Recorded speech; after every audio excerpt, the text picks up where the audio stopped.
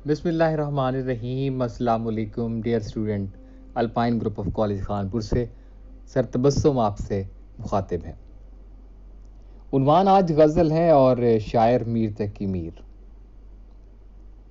10 number का ये सवाल आपको क्वेश्चन पेपर में फेस करना होता है और इस सवाल में मौजूद 3 अशार होते हैं जिनकी आपने अलहदा तशरीह करनी होती है। वो इसलिए कि ये गज़ल है और गज़ल का हर शेर अकाई होता है। हर शेर जो है वो एक अलहदा मिजाज रखता है। हर शेर का ख़याल पहले से मुख्तलिफ होता है और यही चस है गज़ल के अंदर और यही पहचान है गज़ल की। 10 नंबर का ये सवाल 3 अशार पे मबनी तो नहीं होता, लेकिन आपने 3 अशार की तशरीह करनी होती है। ये सवाल 6 अशार पे मबनी होता है। 3 शेर एक गज़ल में से आते हैं, सीक्वेंस में आते हैं, दूसरा, तीसरा, चौथा, किसी भी गज़ल से पहला, दूसरा, तीसरा या 5वां, छठा, 7वां इस तरह से आएगा। और फिर या में आपसे जो है वो आप किसी और गज़ल के सीक्वेंस में 3 शेर मिलेंगे। हो सकता है पहले 3 शेर मीर तकी मीर के हों और या में गालिब के हों, दाग के हों। ये ऐन मुमकिन है कि आप जो है वो लेकिन आप जो है वो किस शायर के अशार की तशरीह करते हैं ये डिपेंड करता है आपके मिजाज पे और आपके वोकैबुलरी पे और आपके जो है वो सोच और ख़याल पे। तो खैर ज़ख़ीरे अल्फाज आपके पास होना बहुत ज़रूरी है अशार की तशरीह के लिए। याद रखिएगा 3 शेर आपने तशरीह करने होंगे। पहले हिस्से में सवाल के 3 शेर होंगे, या आप वो करें या फिर आप दूसरे हिस्से वाले 3 शेर करें। लेकिन ये जो 3 शेर मैं कह रहा हूँ ये दोनों 2 गज़लों में से होंगे। वो पहला किसी और में से होगा शायर, दूसरा किसी और शायर की गज़ल में से होगा। लेकिन ऐसा हरगिज़ नहीं होगा कि वो जो 3 शेर हिस्सा अव्वल में कर रहे हैं आप, तो उसके जो 3 शेर हैं, 1 नंबर पे जो शेर है वो चौथा हो, दूसरे नंबर पे जो शेर आपको देखने को मिल रहा है वो 7वां हो और जो तीसरे नंबर पे आपको देखने को मिल रहा है वो पहला हो। ऐसा हरगिज़ नहीं होगा। सीक्वेंस में होंगे, दूसरा, तीसरा, चौथा, 5वां, छठा, 7वां ऐसा हो सकता है। क्लियर?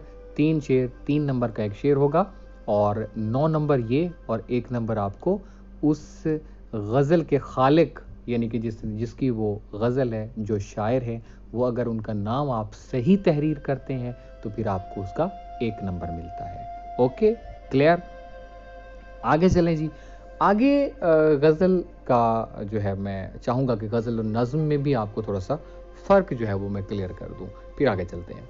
तो डियर स्टूडेंट सुनिए ज़रा कि जो नज़्म होती है ना, उसका भी ज़ाहिर है वो भी शायर होते हैं और जो गज़ल होती है वो भी शायर होते हैं, लेकिन नज़्म में उन्वान हुआ करता है और जब उन्वान हुआ करता है तो फिर उसका शायर पाबंद होता है इस बात का कि वो पहले शेर से लेके उस नज़्म के आखिरी शेर तक जितने भी उस नज़्म के अंदर शेर हैं वो सारे के सारे उसी नज़्म के उन्वान से लबरेज हों, उसी उन्वान के गिर्द घूमे, मुसलसल जो है वो उसमें वही उन्वान जो है वो जो ख़याल है वही हर शेर में नज़र आए और हर शेर में दिखे।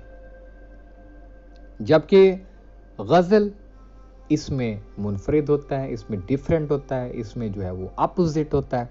गज़ल का पहला शेर फ़र्ज़ करें अगर इश्क़ हकीकी पे है तो दूसरा शेर ऐन मुमकिन है कि वो मैखाने पे हो, वो किसी शराबी के लिए हो, किसी शराबी उसका कोई शराब पीने वाला उसका मौजू हो, कोई तवाइफ़ा उसका मौजू हो, कोई जो है वो ग्रेटेस्ट इंसान, कोई ग्रेटेस्ट जो है वो ह्यूमन बीइंग की बात हो, तो ये कुछ भी हो सकता है। पहले शेर में कुछ और होगा, दूसरे में कुछ इश्क़ मजाजी हो सकता है, तो ये कुछ किसी के मुताल्लिक भी हो सकता है। ऐसा हरगिज़ नहीं होता कि गज़ल में भी जो है वो सारे के सारे शेर जो है वो एक जैसे हों।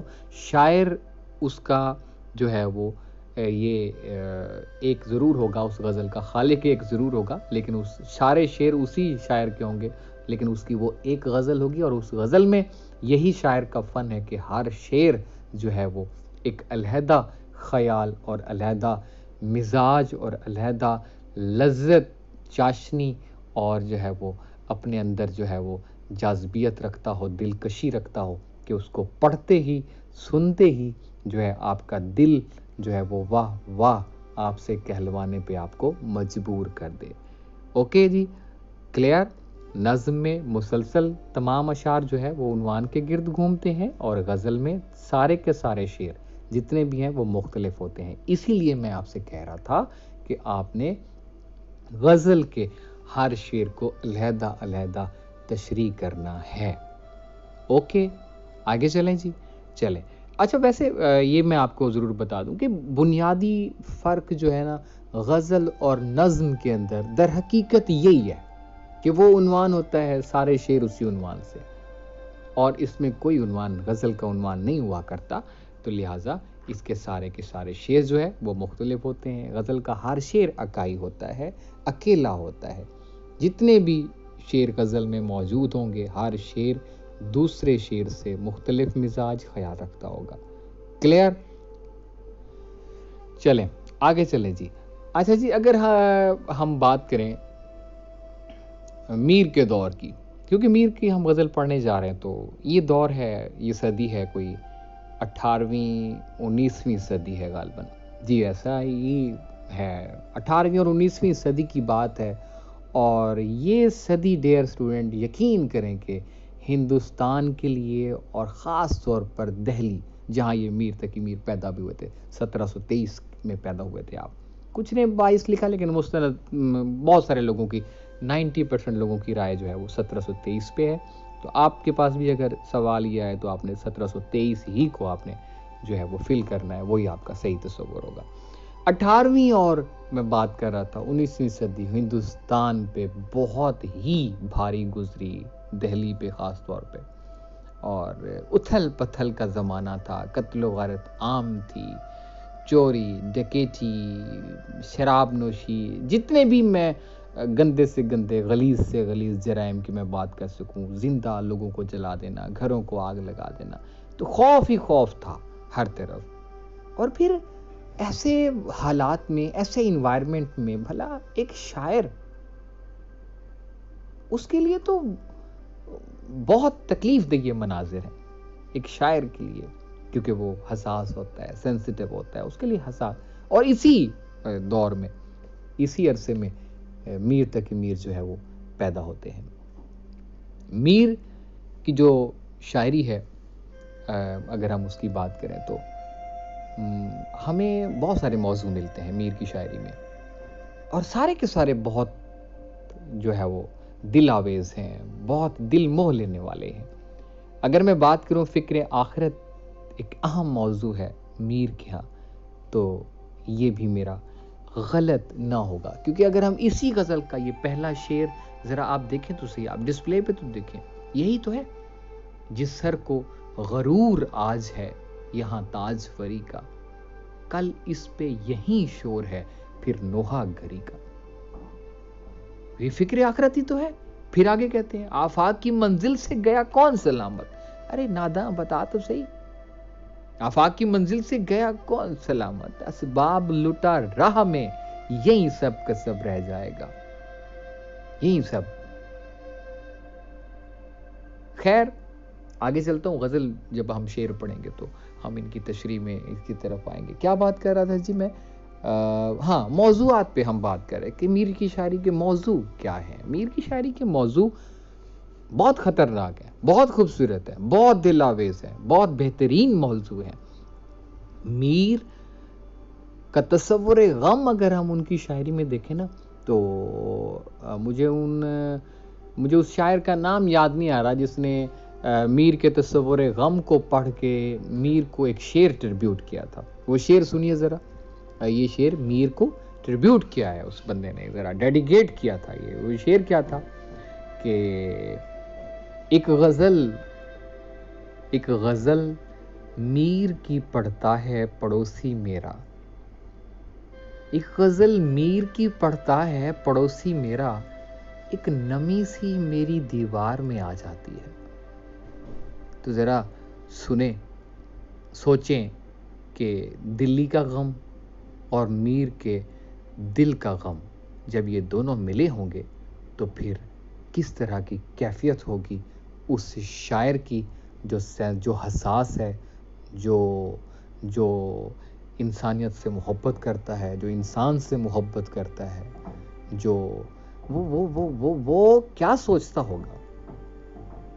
تو پھر ایسے حالات میں، ایسے موسم میں، ایسے دور میں قلم جب شخص اٹھاتا ہے نا تو پھر وہ سبھی سچ لکھ دیتا ہے جو اس کی آنکھ نے دیکھا ہوتا ہے. شاعری کوئی عام بات نہیں ہے. ہر انسان شاعر نہیں ہو سکتا. اللہ کی طرف سے یہ خاص چناؤ ہے، ان کے اندر یہ خاص حص ہوتی ہے، پریڈکشنز ہوتی ہے کہ وہ آنے والے وقت کو بھی بھانپ لیتے ہیں. اور یہ تو ان کے آنکھوں کے سامنے سب ہو رہا تھا. تو میر کے غم کے بعد اگر ہم بات کریں کہ میر کی شاعری میں نصیحتیں ہیں، ناصحانہ انداز ہے شاعری میں.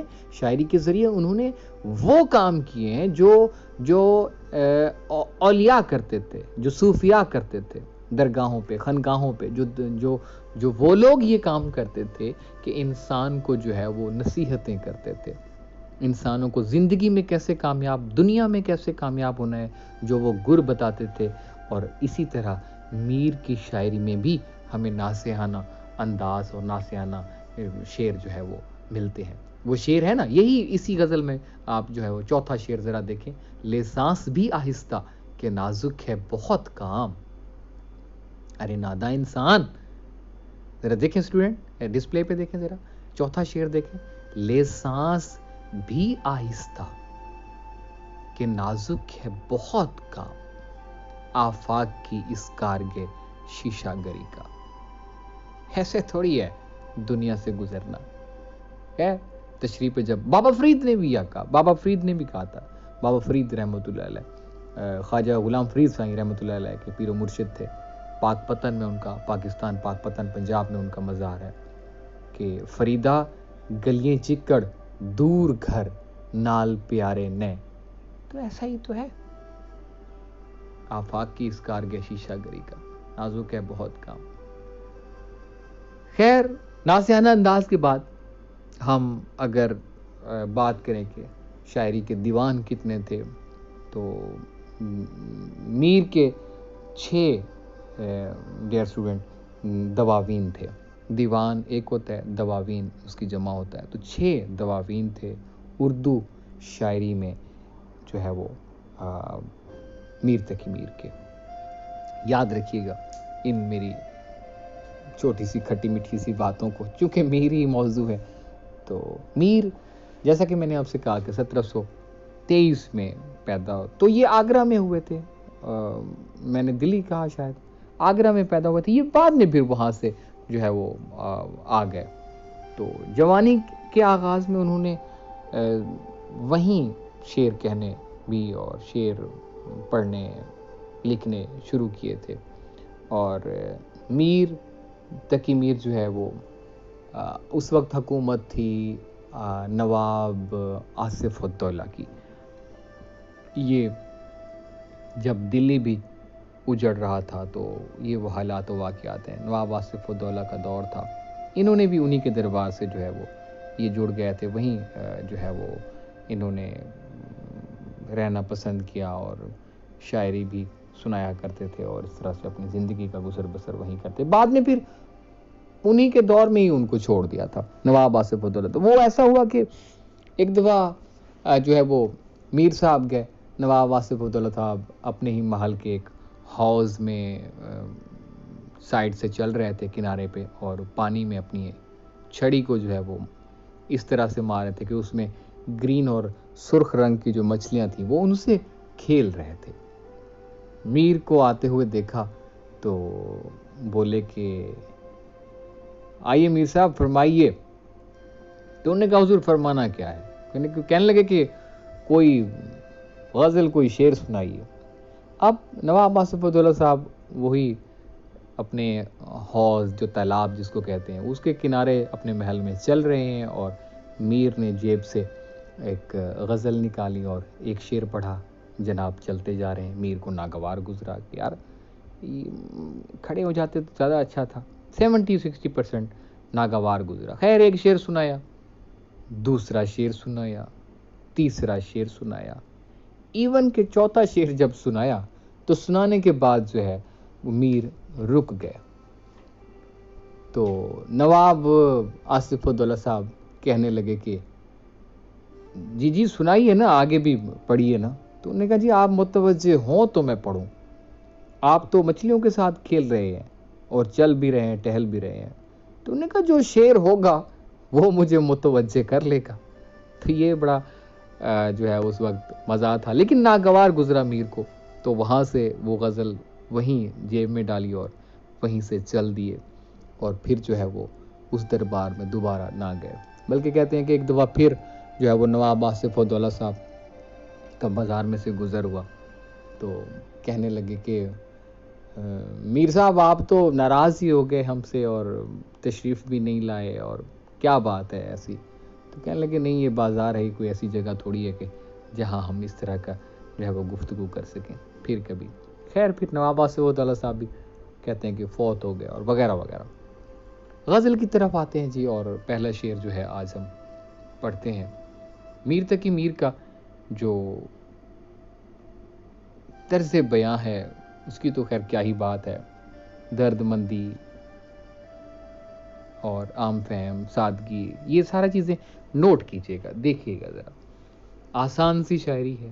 پہلا شعر ہے کہ جس سر کو, آپ ذرا ڈسپلے پہ دیکھیں, جس سر کو غرور آج ہے یا تاجوری کا. یہاں یہ پرانی اردو ہے, مراد مطلب ادھر یہاں, تو یہ جو ہے وہ ہم اس کو ادھر یہاں مطلب تصور کریں گے. یہاں پرانی اردو ہے تو وقت کے ساتھ ساتھ کانٹ چھانٹ ہوتی رہی ہے, لہجے بدلتے ہیں, جس طرح سے لفظ بھی جو ہے وہ بدلتے گئے, تو یہ پرانی اردو ہے. جس سر کو غرور آج ہے یا تاجوری کا, کل اس پہ یہیں شور ہے پھر نوحہ گری کا. تاجوری بادشاہت, اقتدار کا مالک ہونا, کہ آپ کے پاس اختیار بھی ہے, آپ کے پاس طاقت بھی ہے, آپ کے پاس جو ہے وہ سب کچھ ہے, یہ ہے آپ کی تاجوری. اب اگر ہم کل اس پہ تاجوری, آگے ایک مشکل لفظ کون ہے جی, اس پہ یہی شور ہے نوحہ گری. نوحہ گری فارسی میں گریازاری, نوحہ گری رونا پیٹنا. یہ وہ رونا پیٹنا ہوتا ہے جس میں انسان روتے روتے ڈائیلاگ بھی ڈیلیور کرتا ہے, اس کو نوحہ گری کہتے ہیں. اچھائیاں یاد کر کر کے ان کو منہ سے وہ لفظ وہ جملے بول بول کے روتا ہے, اس کو کہتے ہیں نوحہ گری. کہ اسی کا پھر لوگ جو ہے وہ اس پہ روئیں گے, کہ جو لوگ, جو انسان جن کو اللہ نے اس دنیا میں جو ہے وہ اقتدار دیا ہے, طاقت دی ہے, تو ان کو چاہیے کہ وہ اس طاقت کے غرور میں تکبر نہ کریں. وہ کہیں ایسا نہ ہو کہ وہ اس غرور اور تکبر میں جو ہے وہ اس قدر گھر جائیں کہ وہ تباہ و برباد ہو جائیں. کیونکہ یہ جو اقتدار ہے یہ انسان کے پاس ہمیشہ ہمیشہ کے لیے نہیں ہے. جب دیکھیں دنیا میں کوئی بھی چیز ہے وہ ایکسپائری کی طرف جا رہی ہے, ہر چیز ختم ہو جائے گی. لوہا بھی آپ جو ہے وہ دیکھیں کہ ایکسپائر ہو جاتا ہے. اسٹرانگ میں نے شاید ایگزامپل دی ہے, ہر چیز ختم ہو رہی ہے, ہر چیز ختم ہو جائے گی. کبھی ایسا آپ میٹھے سے میٹھے پھل کو, صحت مند پھل کو, سبزی کو آپ کولڈ سٹوریج میں رکھ کے آپ سٹور کر لیں, سوال ہی پیدا نہیں ہوتا آپ اس کے ذائقے کو روک سکیں. ظاہری شکل تو شاید برقرار رہ جائے لیکن وہ ذائقہ کھو دے گا. تو ہر چیز ختم ہو جاتی ہے ڈیئر اسٹوڈنٹ.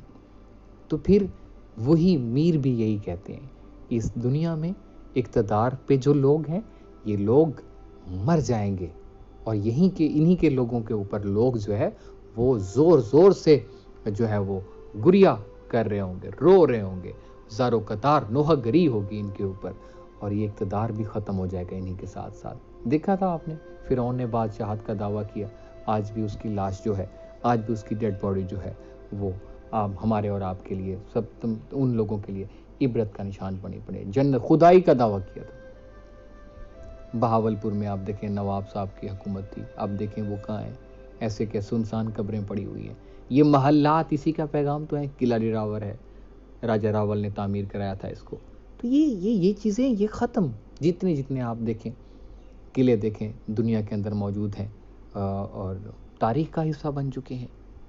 تو دنیا میں جو ہے وہ انسان کو جب اقتدار ملتا ہے تو پھر وہ اس کی وہ جو اقتدار ہے وہ اس کے پاس امانت ہے، وہ اس کی جو ہے وہ میں اگر کہوں کہ اس کا امتحان ہے تو شاید غلط نہ ہوگا. وہی جو اقتدار ہے اس کے پاس جو ہے وہ اس کا امتحان ہے، وہ بہت بڑا، کہ آپ اگر آپ کے ساتھ آپ کا ماتحت لوگوں کے ساتھ تعلقات کیسے ہیں، ان کے ساتھ بیہیویئر آپ کا کیا ہے، انداز بیاں کیا ہے. تو یہ تو آزمائش ہیں. اقتدار جتنے بھی ہیں یہ آپ کی آزمائش ہے. آپ کے ماتحت لوگ آپ کی آزمائش ہے. آپ کے پاس جو اقتدار ہے وہ آپ کی آزمائش ہے. تو کچھ باقی نہیں رہنا. کل نفس ذائقۃ الموت. ایکچولی میر یہ کہنا چاہتے ہیں کہ ہر انسان نے جو ہے وہ موت کا ذائقہ جو ہے وہ چکھنا ہے. کل نفس، یہ تو قرآن میں ہے.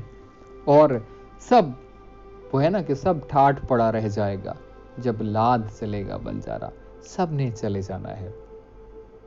تو میر نے اس شعر کو جو ہے وہ اسی لیے اس شعر کے ذریعے میں سمجھتا ہوں کہ اس حقیقت کی طرف اشارہ کیا ہے جو ہر صورت میں پوری ہوگی اور ہو کے رہے گی. کسی شاعر نے کیا خوب کہا تھا، بلکہ میرے خیال میں آتش کا ہی یہ شعر ہے.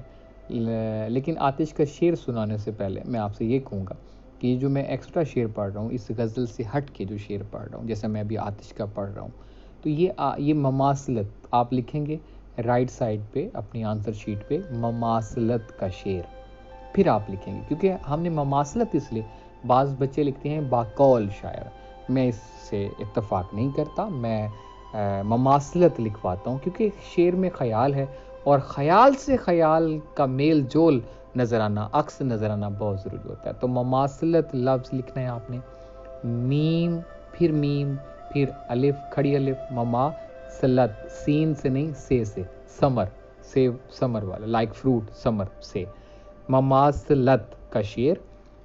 آگے آپ نے 2 ڈاٹ ڈالنے ہیں، وقفے کا سائن دینا ہے، پھر اس کے بعد آپ نے شعر لکھنا ہے. آتش کا شعر میں آپ کے ساتھ شیئر کرنا چاہ رہا تھا. نہ گورے سکندر نہ ہے قبر دارا. گور کہتے ہیں قبر کو، بے بلیا اسمبرنا نہیں، گور پہ آ کوئی ہور. تو لفظ گور بابا بلے شاہ کا شعر میں نے آپ کو گور سمجھانے کے لیے کہ قبر کہتے ہیں گور کو. تو آتش کا شعر سنیے ذرا. نہ گورے سکندر نہ ہے قبر دارا، مٹے نامیوں کے نشاں کیسے کیسے. تو کیسے کیسے لوگ تھے جو اس دنیا سے جا چکے ہیں، چلے گئے ہیں. اے حب جا والو، آگے فجایا کا نشان، اے حب جا والو جو آج تاجور ہے کل اس کو دیکھیو تم، نہ تاج ہے نہ سر ہے، نہ اس کے اوپر تاج رہے گا نہ اس کے اوپر سر رہے گا. سب چیز ختم ہو جائے گی.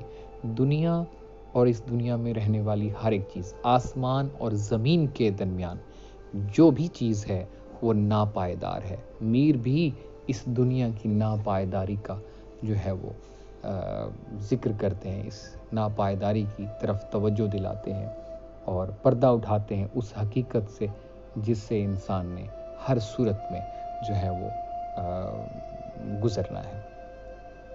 طاقتور انسان ہے اس نے چلے جانا ہے. صحت مند، موت کس کو دیکھتی ہے؟ موت سے کس کو رستگاری ہے؟ آج وہ کل ہماری باری ہے.